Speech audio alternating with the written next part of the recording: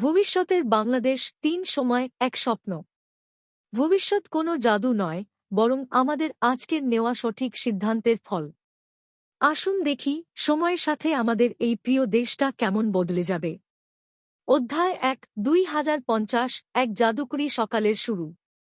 কল্পনা করুন, আপনি ২০২৫ সালে ঘুমিয়েছিলেন আর হঠাৎ আপনার চোখ খুলল ২০৫০ সালের এক সকালে।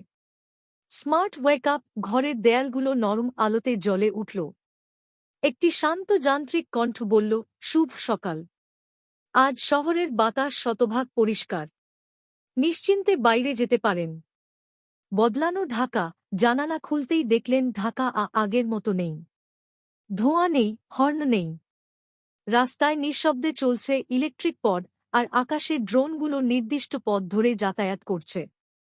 হোলোগ্রাফিক অফিস, কাজ করতে কোনো ল্যাপটপ লাগে না। বাতাসের মধ্যেই ভেসে ওঠে হোলোগ্রাফিক স্ক্রিন। এআই আপনার সব কাজ গুছিয়ে রাখছে।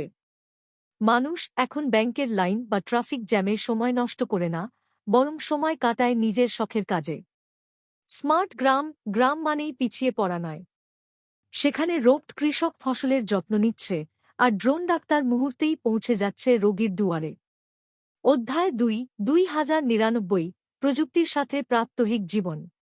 সময় আরও এগিয়ে গেল। এখন সাল ২০৯৯।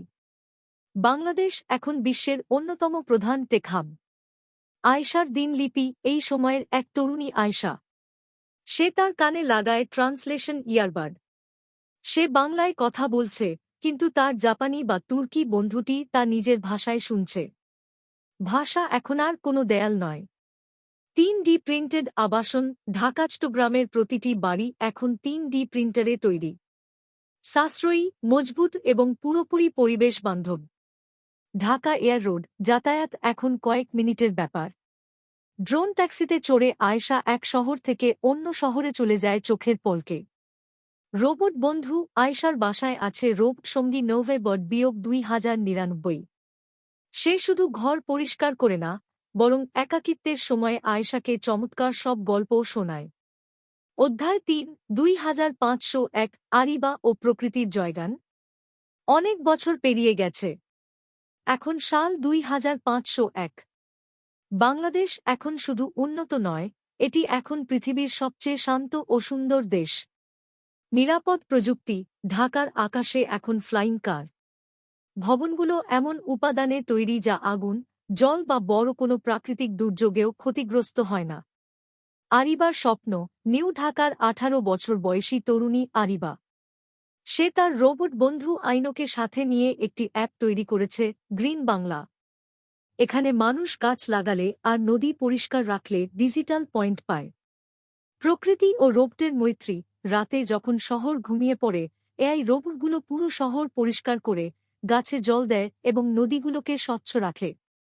আরিবার উপলব্ধি, ছাদের বাগানে বসে আরিবা যখন বলে, প্রযুক্তি আর প্রকৃতি যদি মিলেমিশে থাকে, তবেই জীবন সুন্দর। রোবট আইনও উত্তর দেয়, এই সুন্দর ভবিষ্যৎ তোমাদের পূর্বপুরুষদের স্বপ্নেরই ফসল।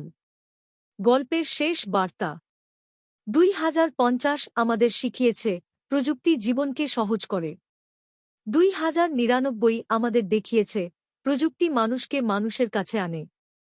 ২৫০১ প্রমাণ করেছে, প্রযুক্তি আর প্রকৃতি একসাথে চললে পৃথিবী স্বর্গ হয়ে ওঠে। আমাদের আগামীর বাংলাদেশ হবে ঠিক তেমনই, যেমনটি আমরা আজ স্বপ্ন দেখছি।